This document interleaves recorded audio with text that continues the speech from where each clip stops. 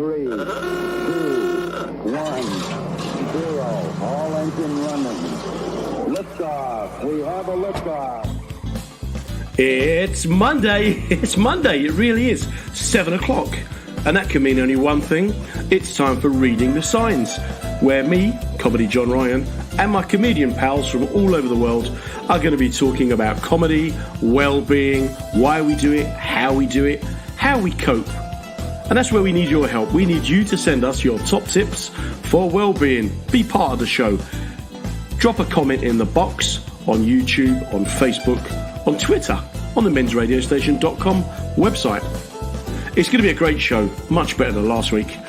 What we're trying to do is think exceptional, which, funnily enough, is the motto of WJ, our show sponsors. WJ are the UK's leading road marking and highway maintenance company. They're working with us, we're working with you.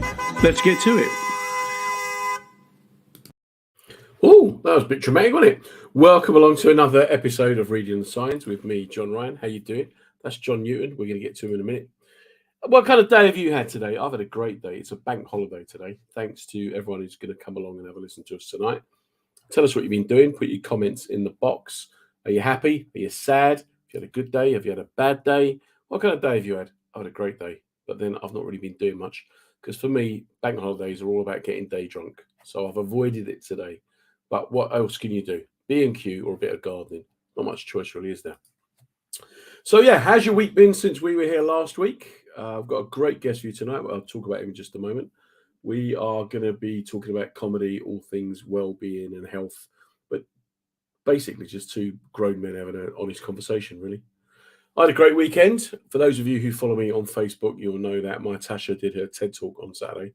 Absolutely phenomenal. So do go and check it out. Natasha Donovan, Dying to Talk, TEDx Kingston. Absolutely brilliant day out. Met some amazing people.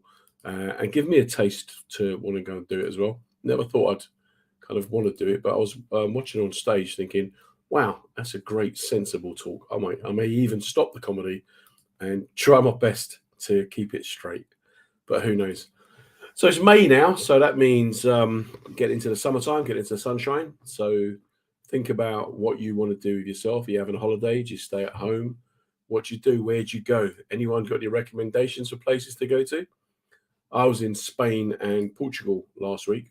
Beautiful places, absolutely beautiful. Lisbon, if you've not been, I would highly recommend it. And if you do go, make sure you get yourself along to the sardine shop. And on that note, straight off the bat, our first good evening is from Andrew.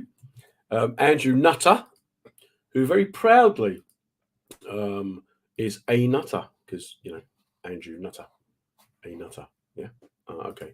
Tough crowd. We'll work with that one. But Andrew, thanks so much for coming along. Tell us how you're getting on down there on the south coast, is it? Southeast coast. Nick Clark as well. Thank you so much, Nick, for coming along. It's always great when you get familiar faces and familiar voices giving you a little bit of support. Nick, one of my go-to people if ever I need any advice or any tips. We've all got to have people in our lives that you can turn to if you need help. Because one of the things that we're trying to show on this program is that you're not all alone in the battle of life. There are people out there who can help you. We'll just get some shout outs out of the way. Straight away to my favourite ocean people. Sorry, Andrew, mate.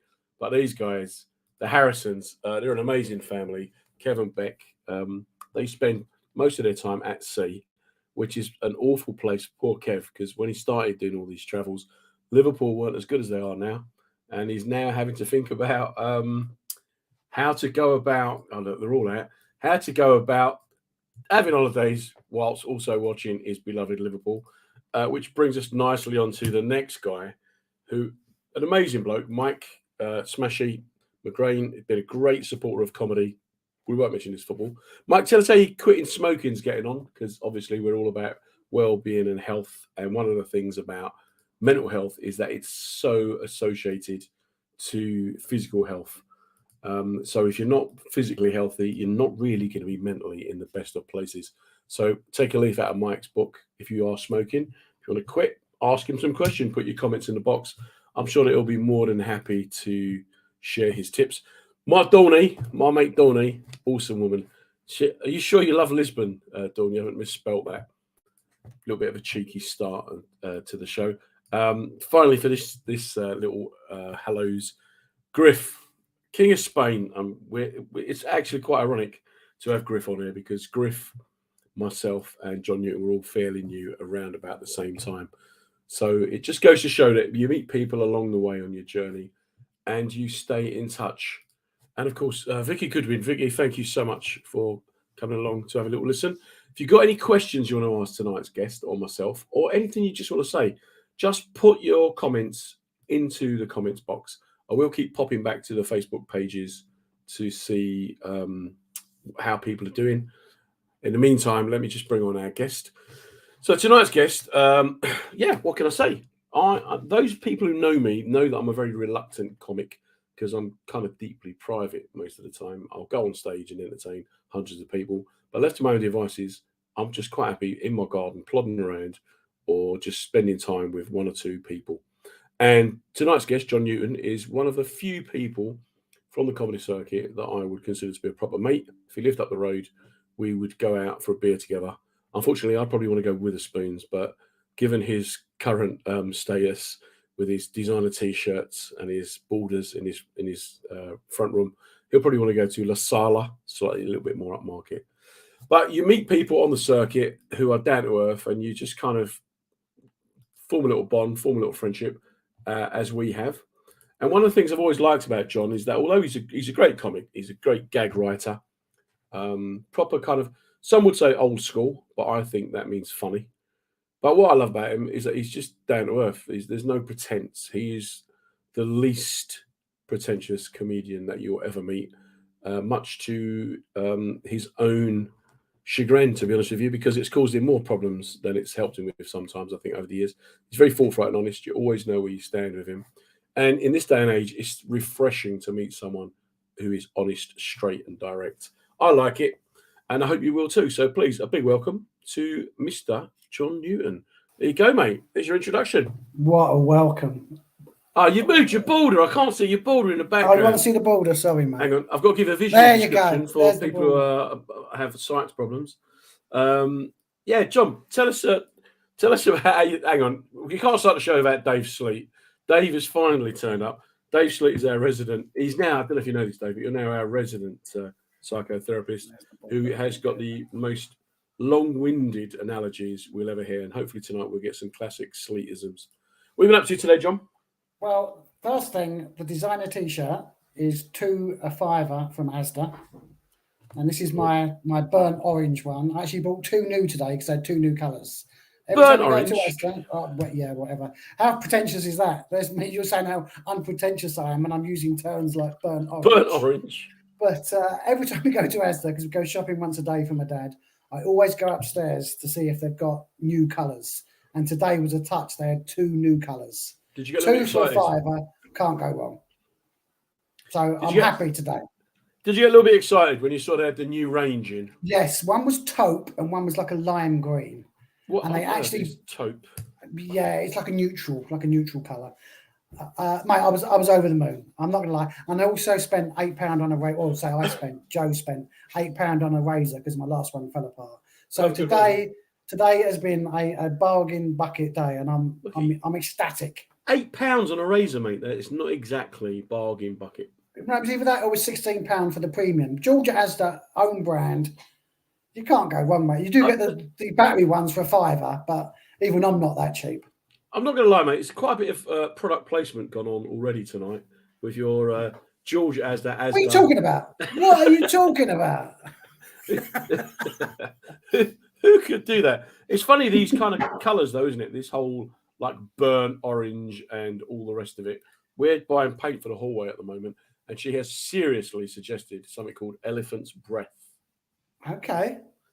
I should. If I was typing this, I'd type Tusk, but I don't know how to say Tusk. Very good, very good. And you know what's really nice about this show is I am kept down to earth. We've got Kevin Gilday has just said, "Hello, Mr. Ryan." Kevin Gilday, one of my comedy heroes, down to earth Irishman. Kevin, if you're still there, let us know. Elephant's breath and burnt orange as colours. Would it really work? Are we Are we on like shallow ice, or would we call it ice, or would we call it, Elephant's eau breath. de I haven't foie? got a clue. Elephant's breath. That's a spectrum. I've got no idea where we're even heading with elephant's breath. Just point of clarity, Dave Sleet, straight in. He's a psychological coach. A psychological coach, not a psychotherapist. Okay. So Someone's been put in their place. I tell you what, mate, he's slapped me down already. Straight away, bitch slapped. I'm gonna need help. Served.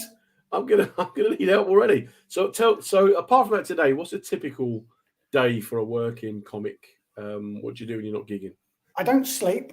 It's my biggest problem. So I'm actually awake all night with a laptop up, notepad, just jotting down jokes, just trying to twist it, bend it. It's the way my mind works. I'm halfway through numerous Amazon and Netflix series that I sort of, kills a bit of time. I normally go to bed about 6 o'clock in the morning, wake up about 12, look at the stuff that I've written, realizing most of it's rubbish. But every now and again, there's one or two you think, that's good. Stick it on the Facebook, stick it on my page that you know about, and just slip them into the set when I get a chance. And then I'll go down the snooker hall, have a couple of hours of snooker, good friends with a lot of the pro players. So I've got a very charmed life, John. I'm not going to lie. I think I'm having it off, I think is the term. I'm having it off. And I'm not working much at the moment. I'm probably doing, 8 gigs a month. It's not much. It's not what it should be, but it is what it is. I'm not one of these that will go out for like 50, 60 quid or 100 quid like a lot of them do. You're like, well, what's the point? Tell me, do you feel, get home. You've done it for nothing. I've never got that, mate. I've never got that gig for gigging's sake. I just don't understand that mentality. But that's just me. Is that because of your background, or is that... It's just common sense, isn't it? Is it not just common sense? I mean, people go, oh, it's good exposure and people see you. I've been going 20 years, mate. What do you mean? What more do you want to see? Tell us about, when is your kid then? Where are you and your siblings? Your brothers, sisters? I've got 2 sisters. Are they older, younger? Where both older, and they both used to push me down the stairs, which does probably explain a lot about my demeanour. Toughened you up, mate. Is that what it was? Resilience. We called it resilience back in them days. I was the laziest child ever. I don't think much has changed. I didn't walk till I was 3 years of age. Wow. Well, where was I going? What was the point? That was my attitude. It's funny because my eldest boy, he didn't walk till he was 18 months old. And I always remember people kept saying to me, take him to the doctors or take him and get him looked at and all the rest of it. And he just one day got up and started walking. That's what happened to me. The myth is that the hospital sent a letter for an appointment and I got up and got the letter. I don't know if that's true, but that's an old family myth, an old family story, that I walked and got the letter from the letterbox from the hospital about my appointment, about not walking. I can believe that. Sort of thing I'd do. Sounds about right. So was you a happy child? Very, very happy. I live close to Sharon Tully. Why wouldn't I be? It's an in-joke with me and Joe about Sharon Tully. Imagine Susanna Hoffs, but a hotter sister. A hotter than Hoff? A hotter than Hoffs. And she lived 4 days away and we were close. We were like, we really were. She moved. I've lost contact with her. But yeah, so who wouldn't be happy? And I was always playing football, always. And I mean, 24/7 if I could. So we are like not just 10 minutes into the show already. You've advertised 4 products, made some sexist comments, and now you brought... No, what's sexist? You're down to earth, mate. You don't get more down to earth than you, do we? What's sexist about saying that Sharon Tully was hot? And Susanna Hoff was hot. It's just, yeah. Well, you said Susanna Hoff's hot. They may have had other qualities that you would have noticed had you not been lusted. Have you seen the Walk Like the Egyptian video with the eyes? No, of course you haven't. I was probably reading a book by Jay Carr or self-analysis. Dave Sleet, help. Jump yourself on YouTube, have a look at the video, and tell me she's got other qualities. So tell me about your childhood. What was you very happy at school? Very lovely. I was football crazy. And I remember as a kid, gypsies, can I say the word gypsies? I think I can, coming round and reading my mum's fortune. And they said that preventing injury, your son is going to be one of the greatest footballers that this country has ever produced. Wow. And I was about 5 at the time. And at 8 years of age, I actually snapped my leg in two. And I mean, proper snapped it, as in the shin bone coming through the skin. I was in plaster for over a year and never got over it. I think I was 7 or 8, never got over it. Never, just couldn't get over that fear every time I played. But was still a happy childhood, loving parents. Which is an opportunity to bring in your very supportive partner who's gone, mate, move on. Yes. Is that about the breaking the leg or Sharon Tully? I'm not sure. It just seems to cover both, doesn't it? I could have been a contender. Tully. It's funny though, isn't it? On the smallest of things, you could have been Gaza, you could have been, any number of fantastic footballers. I'm glad I'm not, mate, because I'm a bit of a bell end anyway. So imagine me with money. I mean, it doesn't bear thinking about, does it? Well, especially now that we know Asda's got a whole new range of autumnal colours. Yes, lime green and burnt orange and taupe. It could have. Who knows? Who knows what could have happened? Shocking. The face of Asda. Imagine that. Were you an academic at school? No. I wasn't. No, I always wanted to be out, always out and about, always playing. Done okay. Don't get me wrong. I think I got GCSEs as they were back then, and 6 of them which were O-level equivalents because they were all grade 1. But no, I was lazy. I'm going to be honest. I was lazy. We've had a little top man note there from Stevie Ashcroft. No, Asda. It's not top man. Top man. Hey, he's on it. Steve Ashcroft, one of the best magicians working in the country or at the country. Hastily add. So, what was your favourite subject at school? Sociology. Oh my good days. Where was you doing sociology? What school did you go to? You did sociology? I went to St John's, which is now Sittingbourne Community College. And the teachers, they could not believe the transformation in me from year 1, 2, 3, whatever it is now. I'm not sure what the equivalent is now. Yeah, but obviously the first year, second year, third year, fourth year, we started doing sociology, and it just pricked my interest. And all of a sudden, I became not an A student, but I became a very, very good student rather than the little shit that I'd been for the first 3 years. It just triggered me. I just loved just loved it. Did you? I don't know what if anyone out there has got wants to blow their own trumpet about how many O levels they got, or how many GCSEs, or what certificates they've got. This could be an opportunity. Let us know what you got. Drop a comment in the box. So, did you stay on and do A levels? No, I went to had a job in an advertising agency when I was on that awkward birthday. I was born on July the 6th. Ooh. So I actually left. I was the youngest in my year, and I should have actually been the year below. And I actually left school at 15. I got a job in an advertising agency somehow in Soho. And I'd done that for 6 months. Then I got an apprenticeship in the print. And so I've done a City and Guilds 518 at the Elephant and Castle. So I've actually got further education as such. I don't know how, because I spent the whole time playing pool with the Irish lads in the Elephant and Castle, but I somehow managed to pass with whatever it's called, degrees, honours, whatever it's called. I can't even remember. But I was top of the class somehow. Well, you've impressed Ian Griffiths. The King of Spain, the King of Daleks. Yeah, the King of Spain. Anyway, to anyone listening not familiar with Griff, his interview that I did with him a while back is on YouTube. Highly entertaining. Got a fantastic book coming out. He's amazing. He's a genuinely lovely guy, a genuinely funny guy, but so interesting. So interesting. But now, this brings me on to my next thing. Do you think being interesting is more important than being able to write a good joke? No. It'll get you so far. That's the end of that one. Yeah, I've done all right out of it. Next. Yeah, but you're not interesting. Oh, God, that bet you factor. So you left school. What was the job? What was the first job you got? The first job was an advertising agency. And in Soho, my actual window that I was in was actually overlooking Raymond's Review Bar. Wow.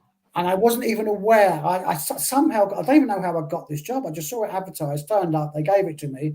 I was there 6 months, loved it. And I mean, in the heart of Soho, it was fantastic. 15-year-old, turned 16 when I was still there. It was just such a wonderful experience. Got offered an apprenticeship in the print. And for some reason, Mum and Dad convinced me that was the way to go. Need a trade, son. Need a trade. Go get a trade. So I left the advertising agency overlooking the best strip bar in the country to work in a cellar doing print that no longer exists because the industry has been obliterated by the Apple Mac. So wise move, John. Well done, you. It's all those things that everyone thinks that's a schoolboy's fantasy. I worked for 3 months on the roof of the Playboy Club in London. Okay. Building a topless bar. So you was on the roof. And I was on the roof. Yeah, we are. You had friends in high places. Hey, sheet metal worker. No, you weren't that bad. And we built. Yeah, thank you. We could be like Morecambe and Wise, mate. So yeah, building a bar on the roof, and and it was that job that it changed my life really, because I couldn't take the cold, and we used to be handling kind of steel and aluminium and casings, freezing cold, mate. I learned to weld. I've told this story before, but I learned to weld by Alan. You still got the glasses on, mate. Alan, who was the guy who was our ganger man supervisor. Yeah, it was his father-in-law. He was retired. He was about 67. He had a fear of heights, and he was claustrophobic. So basically, I know, mate. You can see where this is going. We used to turn up at a job, and I'd unload the van, and I'd put all the stuff in the lift. Then I'd go up in the lift, and by the time he'd walked up all the stairs, I'd had it all unloaded and ready to go. Yeah. And then he would come out of the door on the roof, but he would go no further than about 2 or 3 feet. And then he'd have these binoculars, and he'd go, "Right there, son, go on, off you go." Right. And then count to 20 and stop. And I'd be like, and then I'd stop and go, "Right, pull back. Right, you want to tap that? Tap it with a hammer." No, that needs a bit more heat on it. Yeah, honestly, yeah. Brilliant. You used to go toilet in a bag. And then I just remember one day just being so cold, thinking I can't do this no more, mate. I've got to go to college. No, I get that. Yeah. So it's funny. So where did the desire to do comedy come from? After my apprenticeship, I had a job in London earning ridiculous money, and I do mean ridiculous money. You got to remember, I was 21 years of age in 1986, earning £1,000 a week. I mean, £1,000 a week now is proper money. So imagine back then. And Dad had a print business, which is how I got into print. He'd sold it. I was going up to London every day, loving it, don't get me wrong. And he said, "How do you fancy doing our own thing?" So we set up our own thing. I'd done that for probably 16 years. Then we sold it out to a company called Mackay's, who were big book printers. And then I was doing nothing for a year. And I was like, what do I want to do? And eventually Joe said, "Well, you've got to do something. You can't just do nothing." I said, "Well, I've always wanted to do comedy." So that was it. Went up to London, watched a few open mics, jumped on. The rest is history, as they say. Just the bad news we've got now is that your missus has just heard my little anecdote and now wants to learn how to weld. She's always wanted to weld, mate. Oh, mate, she's more handy than me. You know, I haven't got tools. She's got tools. I haven't got tools. I've got nothing. I've got nothing. She's got all the gear. She's got everything. As Harry Redknapp will say, this girl, she's got a lot. She's got a lot. Ann Summers, you name it, she's got it. So where was your first ever gig? My first ever gig was in Greenwich for Laughing Horse. Wow, Laughing Horse. It was a new act competition, which I didn't know it was a competition. How would I? I wouldn't even know. Just turned up and just froze, obviously. And my second gig was a couple of days later. Really enjoyed it. I felt like a lady called Vicky Bell. She ran a pub in Soho. She ran a room, and I thoroughly enjoyed it and never looked back since, mate. Really. Vicky Bell. Don't think I've ever worked with her. Trixie, she was called on Facebook, or Chortle as it was back then. Okay. So did you get a bug for it from the start, or was it kind of? I think because I always wanted to do it. Yes, I did. Yes. Yeah. I'm trying to be too smart here. Yes, I did. Yeah. Loved it. What was it you loved about it? I think the freedom, the expression, the fact that you could write a joke that day and then try it out that evening. And that buzz of laughter for the first time. It's just such an adrenaline rush. You can't beat it. You can't beat it.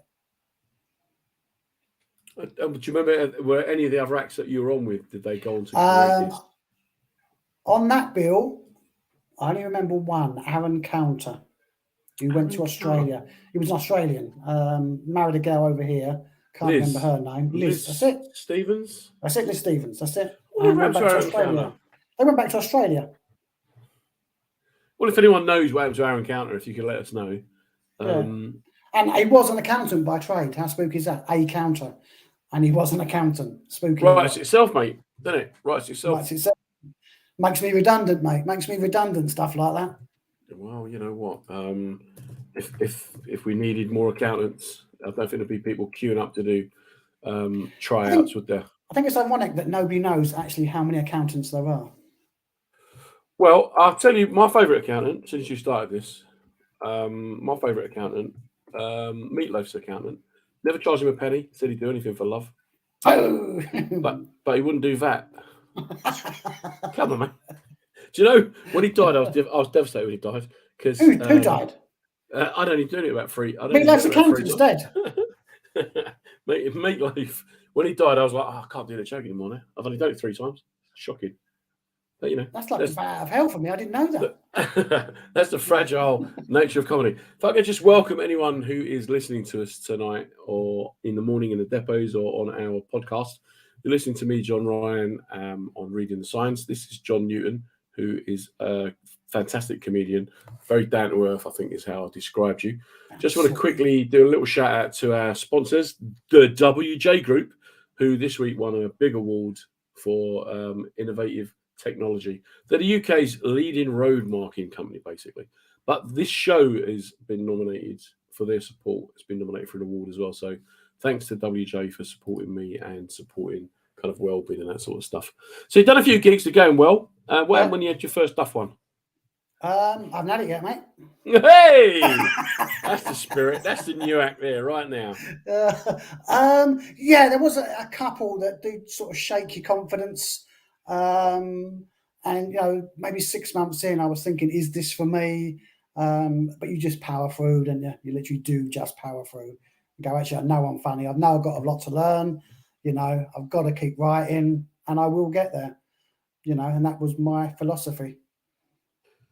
So you didn't take it to heart? It didn't get you down? You didn't think it's the end of the world? No, I got to be honest. No, the only time I really took it to heart was Jonglers Leeds. And I think I spoke to you on the Saturday because I had the gig on the Friday and the gig on the Saturday. And I hated that room. A company called Big Night Out used to book that room, and it was awful then. The sound's awful. The sight lines are awful. It was just a dreadful room for comedy, and it just didn't suit me. There's just some rooms you just can't play. And that was one of them, maybe one of the only rooms I've actually been in where I go, I can't play this. And I think I spoke to you on the Saturday because it was so bad on the Friday. And I went, the thing is, I've got to go back on tonight. And I know what's going to happen. And it did. Driving home that night, I must admit, I was like, wow, that was a real shocker. That was a real... Luckily, the following week, I done Portsmouth Jonglers, which is a tough gig. I think you compared it as it goes, and I had an absolute ripper. So there you go. It was soon forgotten about. Yeah, it's an interesting dilemma, isn't it? When you go, I know what I do is right, but they're just not going to go with it. So do I think it quits or? I think with my comedy, as you know, I mean, it is basic as in its jokes, but they are clever jokes. And I think you have to really hear what I'm saying. You know, there's some comic show up there. You don't have to listen to what they're saying. You get the gist of it. Yeah. And you go, oh, that's funny. The gist of that's funny. Mine isn't like that. Mine, you have to hear every word. It's like a puzzle, and you put the puzzle together. And if you miss a word, it doesn't fly. And that room, I think, honestly, I just think the sound was so bad that they just didn't get what I was saying. Well, yeah, I guess it happens. And it's Leeds as well. What do you expect? Oh, can't say that. Leedsist. Can't say that. Elitist. Yeah, I can see a play upon. Did you find it difficult though going north as a southerner? I'll tell you what. If there was a northern compare doing northern local stuff, then yes. If there was a southern compare, not a problem at all. What do you think it was? Was it that? I think they get too familiar, and they talk about, you know, northern stuff that we just don't get. Like Greg's, for example, we didn't have Greg's. They had Greg's for years before we did, and it was just very local stuff they used to talk about. Yeah, I remember. So there's a compare called there's a comic and a compare called Dan Nightingale. Yeah, no, I think is very good, best comic in the country. Yeah, but I used to watch. I remember him once talking about a particular bus stop And it must have been such. I actually went to find that bus stop the next day. Okay. Just to see what, and it was everything he described, Yeah. every little detail. But it's that kind of local knowledge. I think I've always found that when you go up north, because they've got more of a sense of community, I think that happens. Whereas down south, there's a lot more fluidity, a lot more movement, a lot more diversity. So Yeah, I mean, a lot of new acts, when they go up north, they struggle because they're talking about the tube, and people don't want to hear about the tube. But that's a mistake that you make as a new act. With the northern acts, I do find it's more local. They do talk about more localized things, which is fine, and it works. The audience get it; they get the connection, and they're laughing. But to me, it's almost like we're just listing off some observations here. You're not actually telling jokes. You're just saying, "Do you remember that? Did you see that? You remember that bloke with the one eye and the wonky dog?" And oh yeah, I know him. And they all start laughing. I'm like, "Well, what's the joke?" recognition, yeah, Recognition comedy. It's like, but there's no joke. On Saturday, I met someone who I was a new act with 20 years ago. Okay. Who took the time to say to me, I've been following what you do on Facebook. I think it's fantastic what you do. But I can't believe you made a living. Because when we worked together, you weren't very good. Right. And I said, oh, yeah. But you were good, weren't you? And they went, well, yeah, I was great. I was always a headline act and you was always on first. I went, yeah. Okay. And then said to me, but, so how have you managed to do it? What have you... I said, I did hypnosis. After starting comedy, I did a hypnosis course. So I basically went on, and he went, well, you can't hypnotize an audience. I went, no, promoters are hypnotized promoters. But it's all about what you find funny, what other people... I've never liked, and we talked about this before, I've never liked cruel comedy. I can't watch Ricky Gervais. I just find it cruel and bullying. Yeah, it's always punching down, isn't it? Yeah, I appreciate that other people would go, yeah, well, he's 1,000 times better than you. Okay, well, that's fine, but I just don't like it. I don't like it. No. I want to be watching someone and then I'm looking at you going, oh, isn't this great? And we're experiencing it together rather than listening to the quality of the words and the construction of the joke. And, I remember someone saying to me once, you're really good at is rule of three, set something up and doing a callback. I'm like, I've got no idea what you're talking about, mate. Yeah. But I think it's because I grew up with sisters. So you always have to remember what you said just to remind them. Yeah. There was mechanics there that you weren't aware were mechanics. Yeah. And then I remember once, I think it might be Nick Doody said to me, that bit of material you did is really similar to Bill Hicks. And I'm like, who is Bill Hicks? And he couldn't believe that I didn't know who Bill Hicks was. Yeah, I didn't know till reasonably recently, to be honest with you. But I was brought up on Jimmy Cricket, Jim Davison, Noel Tobin, Dave Allen, all those old school, Freddie Starr. All that. Yeah. All that. So that's part of the reason why I never wanted to do comedy was because it just represented everything that I was like, it's just bullying, man. But then went to see, and funnily enough, one of the comics who had a really big influence on me before I started was Brian Higgins, who was the compere at my local comedy club in Leytonstone then. Okay. Who was just hilarious, but you feared catching his eye because he'd rip you a new one. Yeah. But I thought, I like that. I like that kind of, adversarial kind of. And then I watched people like Milton Jones in it doing very clever jokes. Yeah. And I just couldn't get it. I just couldn't. It's just like someone reciting a series of facts at me. Okay. So you couldn't see behind that. You couldn't actually appreciate the craft, if you like. No. Okay. What about now? Yeah, now I can see how difficult it is. And I watch people like yourself, Gary Delaney, Tony Cowards, people who can make a joke. They'll go, this is this, and here is that. I'm like, oh, okay. Yeah. And I've often sort of worked with people and thought, you must get so fed up when someone like me comes on and goes, did anyone else see the bit of paper hanging off the door frame on the way in? And everyone laughs and goes, oh, yeah, I see it there. But this is true, John. A conversational comedian or a storyteller will look at a one-liner and go, oh, I wish I was a one-liner comic. A one-liner comic will look at a storyteller, observational comic, and go, oh, I wish I was a storyteller. Wish I was observational. It's just the way it is. It's just the way of the world. You don't appreciate what you've got. Actually, I never set out to be a one-liner comic, and I don't think I am a one-liner comic per se, but I have evolved into being able to do a lot of one-liners. And it just evolved. It definitely wasn't the plan, because I started off, it was very long stories, very surreal, very long-winded, but with like a golden punchline at the end. Whereas now it's just quick, boom, boom, boom, one after the other. But I didn't set out to do that. It just evolved. It just happened.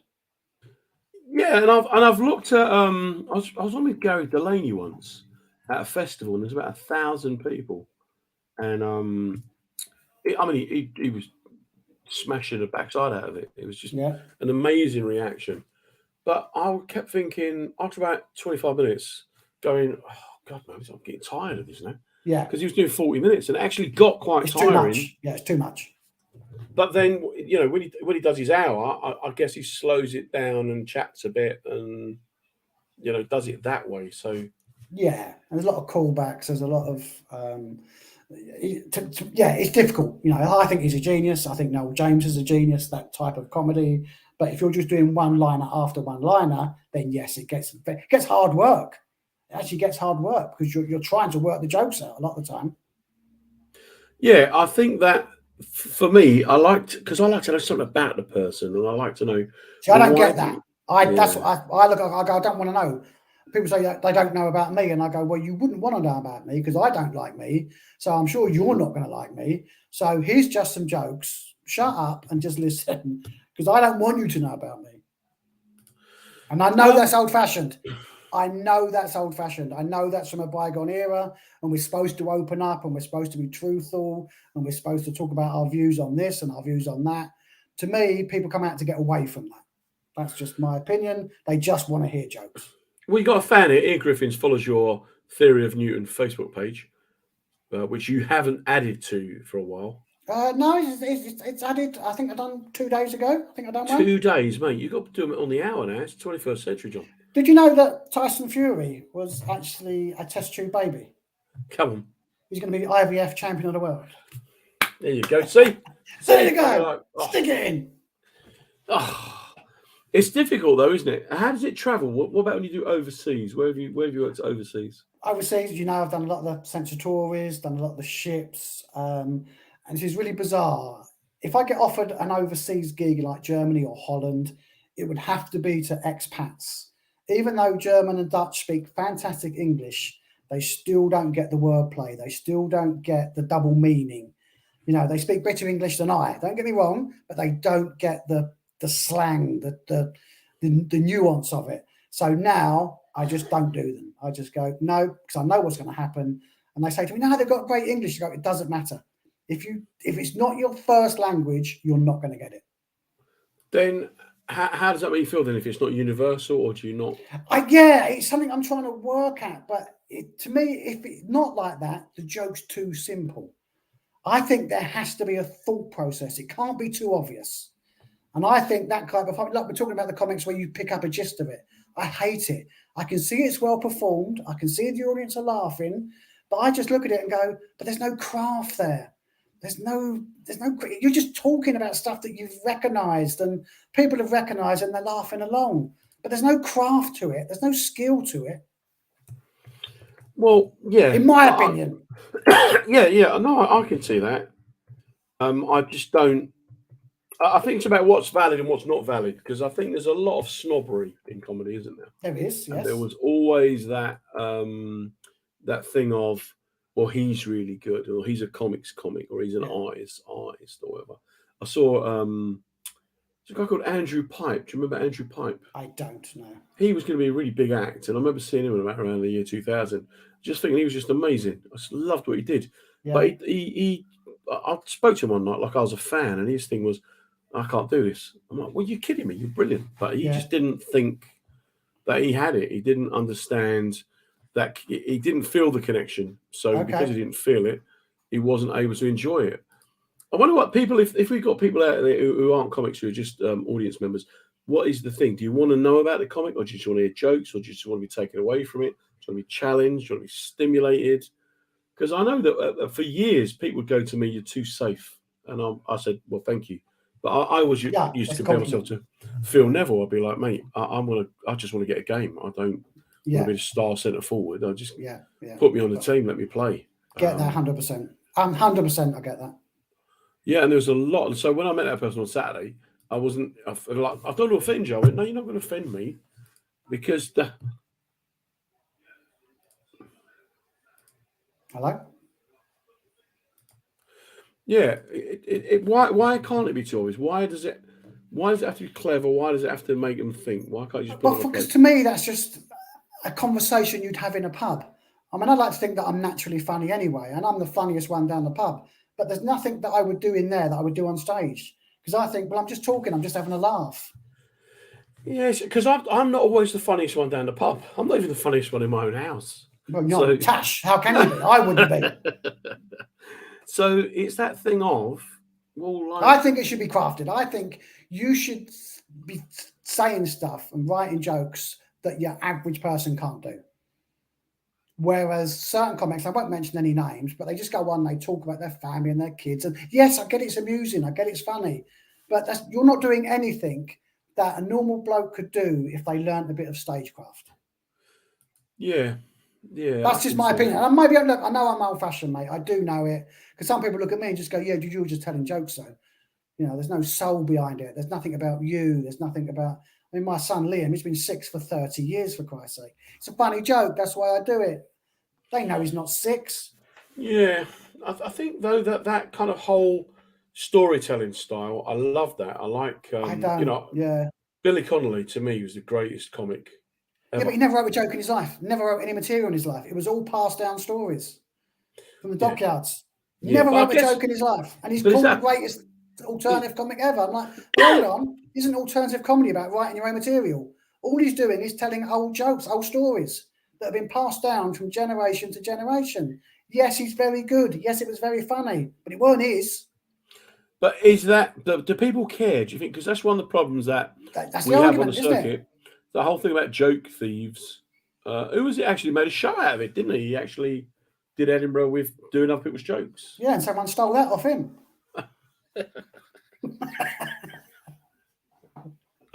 It does fascinate me.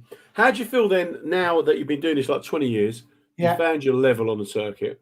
Yeah. So the you're bottom. all these young'uns coming through now doing Twitter and Instagram and all that sort of stuff. I wish I got it, mate. I wish I understood it. My whole thing when I started out was, you know what? No tricks, no gimmicks, just jokes. Even the name, the stage name. Some say new different stage name. John Newton's boring. I'm like, yeah, but that's the whole idea of it. There is no tricks. There's no gimmicks. I just get up and tell jokes. And I watch these new kids come through that overtake me, get elevated, and they haven't got a funny bone in their body, mate. But they are good on Twitter. They are good on Instagram. Fair play to them. But surely, eventually, you're going to get found out because you've got to do it on stage. But if it's now moved on so much, yeah, mate, I'm a dinosaur. I'm a dinosaur. Yeah, have they not just worked out that actually you don't need? Well, they have worked it out. Yes, they have. Yeah, you're right. They have worked that out. And then does that then not make it harder, or for me or for them? Well, for you, really. Oh, it makes it not impossible, mate. Absolutely. And maybe I do need to take a step back and go, actually, I've got to go in a different direction here. But that means IT, and you know exactly what I'm like at IT. Yeah, I do see that. So then, what happens then? Like when you're not gigging, how do you stay sane? How do you keep going? Always writing. I mean, always writing. So that does keep me busy. And I think you've got to take a step back and not take things personally. I think you just have to look at the bigger picture, look at the life choices that you've made, look at the position that you're in now, and not worry too much about the small things. As annoying as it may be, as frustrating as it may be, you just got to go, look, okay, that's what it is. You know, let's make the best of it. And then how do you cope with lockdown? How was that for you? I loved it, mate. I'm hoping for another one. I absolutely loved it. Good old Boris. Good old, come on. You know, mate, I can't. People said I miss gigging. I'm like, not at all.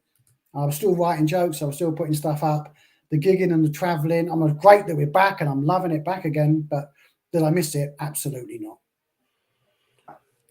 So then what about, do you get highs and lows, or is it just a job you just get on and off stage?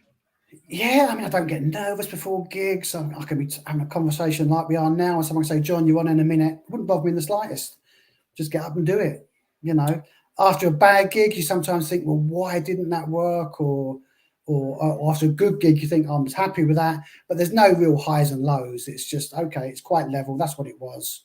You know what? The good gig probably wasn't as good as you thought it was, and the bad gig probably isn't as bad as you thought it was.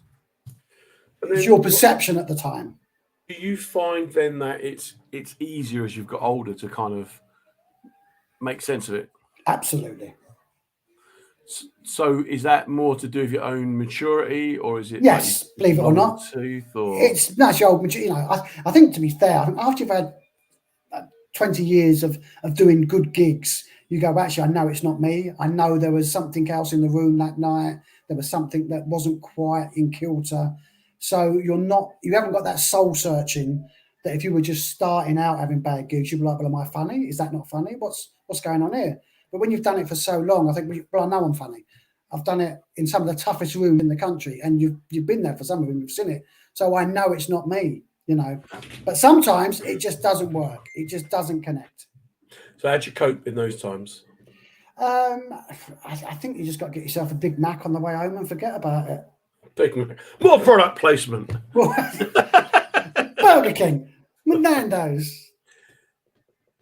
Do you find though, because the thing is that comics, we're all hiding something, we're all deeply troubled, and comedy is an escape mechanism. I've never got that. Yeah, I've never got that. I'm bonkers, mate. I know I'm bonkers. I don't fit in. I get that. But I'm not trying to hide anything.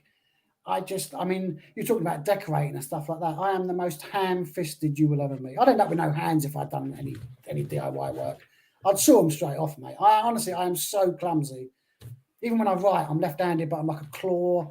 Noah built the ark. He was left-handed. Well, good on Noah, but how come he didn't have a twin brother? That's what I want to know. That's I'm thinking of that one. I'm going to think about that one. So then, so you don't get down. And did you know that 90% of Americans think that Joan of Arc is Noah's wife? Brilliant. So when sorry, mate, I interrupted. Sorry, mate. When things get you down, what's your go-to mechanism? What do you do to keep you straight now? Alcohol. I've got a very supportive missus, mate. I mean, she's the most supportive wife you could ever meet. Do you know? Once every 2 months, I have to do decompression counselling, right? Okay. So, because there's a project I'm working on, it's one of their things that they insist on. And I go and I talk to this, like we do a little group therapy thing.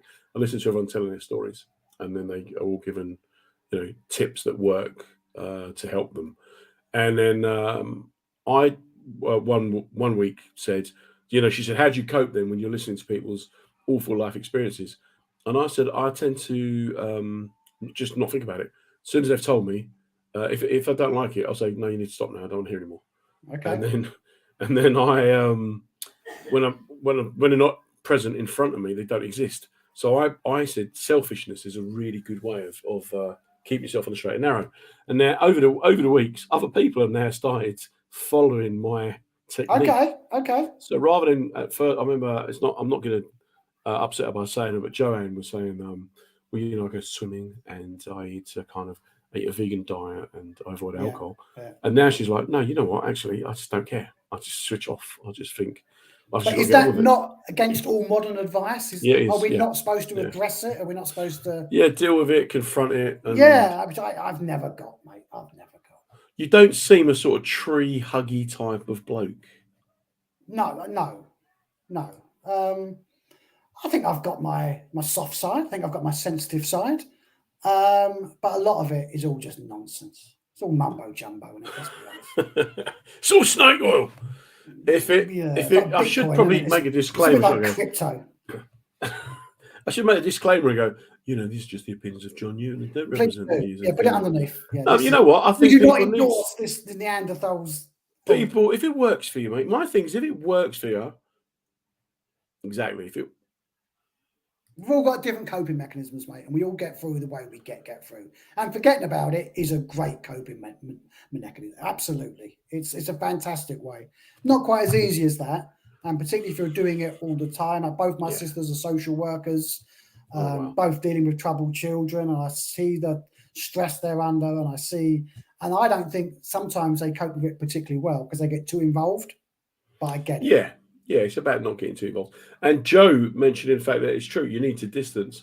There is something for distancing. If someone was to come to you and say, look, I'm struggling, I'm finding life a bit tough, it's getting me down, what advice would you give them? What could you think that works for you? I I suppose it depends if I knew that person and knew the circumstances.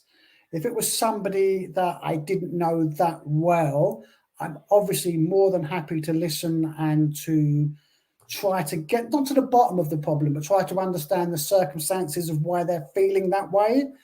And then I could possibly advise them. If it's somebody that I knew well, I'd just slap them around the head, mate, and say, get out of it. So how are we going to You sum know this up? me. How can you be depressed? Come on, let's go for How a can you pint. do this? So what's your tip then? What's your thing? What's the thing you're going to go, look, try this. This might work. What, for mental well-being? Just for well-being. Just keep people on the straight and narrow. Just to go, tomorrow morning when you get up, try this. It might help. It works for me. I just think you've got to look at the bigger picture. Don't get too involved in the here and now. You know, you've got to live in the moment, but don't get too involved because at the end of the day, nothing really matters. You think it's a disaster what's just happened. You know what? Take a step back. Is it? It's not really, is it? It's an inconvenience, but you know what? There's another day. Yeah, I think that it's no better or no worse than you could publish a self-help manual with that sort of advice. I could. It would be a very small one. Just one page. Be a Nothing matters. Be a pamphlet. But at the end of the day, it really doesn't, does it? I mean, I know it's a very blasé way of looking at it, but when you stand back from it all, yeah, things that you think are really massive, at the end of the day, are they? When you weigh it all up, yeah, time is a great healer. For me, I live my life like that, and I annoy people by going, if no one's dead, no one's on fire, just keep going. But yeah, it's easy for you to say that. And I'm like, yeah, it is easy for me to say that because that's all I know. I don't know what it's like to not want to get out of bed, not go out the front door, or not. Yeah. You know, and it's difficult for other people to understand it, but they expect me to sometimes understand, you know, what they're going through, when really you just want to go, no, look at the bigger picture. Take a step back. Take a step back. Look where we're at. Yes, I understand the situation you're in, but at the end of the day, you know, will you be feeling like this in 3 months, 4 months, 6 months? You probably won't be. And this will just be a distant memory where you go, cool, I can't believe I got so worked up about that. Well, it's the thing. I think part of the problem that we've got as a society is that everyone watches reality TV all the time. Oh, it's a killer, isn't it? Deconstruct and analyze and devour other people's lives, other people's nonsense. You know, when we were growing up, if you found someone's diary and looked in it, that was out of order. But now, absolutely. You don't look at their Facebook page. It's out of order. Now they're offended if you don't look. Yeah. It's hard, man. So what's the plans then? What's this week? Where are you gigging? Where am I this week? I've only got one Saturday. I'm in Thetford Saturday for stand-up comedy nights. The company Norwich. Is it Norwich based? That's all right. Halfway. The company that I did the sheet metal work for, they were based in Thetford. Oh, okay. Yeah. So looking forward to that. I done the opening night many years ago, and I do mean, maybe 10 years ago, and it's taken them 10 years to invite me back. How's that? They've probably forgotten it by now. They've probably got stains out of the bar. That's the idea, mate. Yeah. So I'm on with Colin Cole. I'm not sure who else. So yeah, looking forward to that. Should be interesting. And then between now and then, how many days at Asda are you going to do? We've done the shop now, so we're done. Unless obviously Asda bring out a new colour, then I'll be straight up there. But apart from that, we won't be at Asda till next Tuesday. Mate, shocking. What are they going to do without your continued custom? Well, I don't know about the Moretti salesman. He'll be pulling his hair out. Two final product placements. Mate, the hour has just flown past. It has. Just flown past. What I've liked. Let's do more, man. Let's turn the light. Let's just carry on, man. I like the fact that you've made the mood lighting change in the room throughout the hour. It's got progressively darker as twilight. As my mood has. But one thing stayed consistent is the burnt orange of the t-shirt. But mate, look, absolute pleasure. Thanks so much for giving us an hour of your time. No worries. Superb. Loved it. Yep, and look, hopefully bump into you at some stage. Take care. Okay, buddy. Stay safe and love to Tash, and congratulations to Tash. Cheers, buddy. That was John Newton, and you could literally talk and listen to him for hours. It's just straight talking. And in this day and age, people don't talk straight enough, I think, sometimes. We all pussyfoot around, and sometimes you want to just tell people direct. But not everyone likes to be spoken to in a forthright manner. But that's part of the problem. I can always remember as a child, if I did something bad, I was told that's bad. Whereas now, you're not meant to tell people when they're doing things that are wrong or bad. And this whole thing about wokeness and what you can and can't say is nonsense. At the end of the day, if you're helping people and you are improving their lives, there's nothing wrong with straight talking. So if you ever enjoyed this evening, then do go along to Twitter, have a look at John Newton Comedian. He's always got some great little jokes on there. And also Newton's Law, which is, I think, John's fan page or his Facebook comedy page. Men's radio station is here every day, 24 hours a day. Women's radio station as well. And every day, 24/7, they are putting on shows aimed at just getting the conversation going. Sometimes there's practitioners, sometimes there are clinicians, but a lot of the time it's just lay people like myself and ourselves, who just get through life and are able to share little tips and tricks. Works for us, maybe it'll work for other people too. I do appreciate your continued support every Monday night at 7 o'clock. And again, I just want to mention the sponsors, WJ, who this week won a big award, and they've also been nominated for an award for this show, for supporting this show, and for backing up their commitment to mental wellbeing. So big thanks to WJ for that. We talk about well-being kind of loosely because there's no point in just doing a practitioner show where we go, if you drink water and sleep for 9 hours a day and in a loving, caring environment, your life is going to be significantly improved. You don't need to hear that, do you? What you need to hear, I think, are just people who are getting by, telling you what they're doing to get by and how they got by and what motivates them, what moves them, what makes them want to continue. What is it that means that tomorrow morning when I wake up, I know I'm going to be happy, unless something traumatic happens before I go to bed? But what is it that makes me wake up happy, but not you? What is it that makes you get through your day with a smile on your face and not me? If we can kind of capture the essence of these little things, then maybe we can help each other along with our journeys. Each week, my guests give a little tip. Some are better than others. Kevin McCarthy just said, talk to people. Charmian said, have strong boundaries.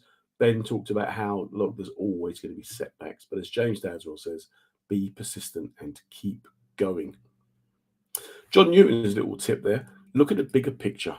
At the end of the day, nothing really matters. And I guess he's right, because all the people who are no longer with us had things that made them angry, had opinions that got them into trouble, had friendships, relationships, loves and hates, and they're not here anymore. So what does anything matter in the great scheme of things? Personally, I think the only three things that matter are that you're happy, that you're healthy, and that you make memories. And if you're doing that, I think, based on the people I've met and the research I've done, you are ahead of the game. You're doing better than you could have hoped for. Because there was a time when you were born, you came into this world with no expectations. And so if you've got no expectations, then you've got nothing to let down. Think about it. I meet people all the time. Steve Ashcroft, thanks for coming along tonight, mate. It's very important to me, Steve, that you've come along because you're showing faith in someone that you met and had a beer with on a ship. Steve is a magician, and as a magician, he uses sleight of hand to change and redirect how people think. And that's what mental well-being is all about. It's about showing one thing, but having something else up your sleeve. It's about being able to convince people of something that maybe isn't always true. Because very often people are struggling, and by acting kind of like they're not really in a bad place when they are, you can sometimes, show out and to make out.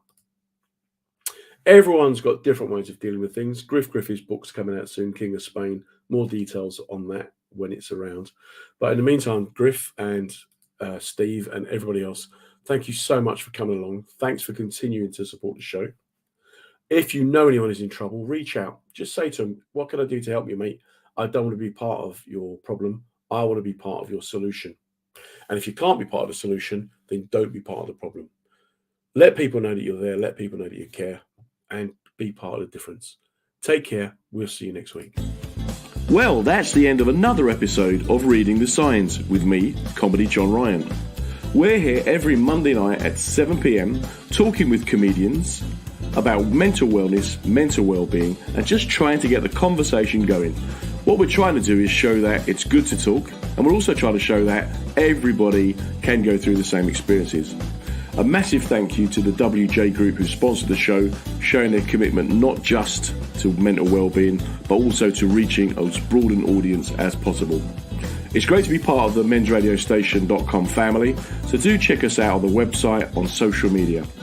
We'll be back next Monday. You take care. Stay safe, everybody.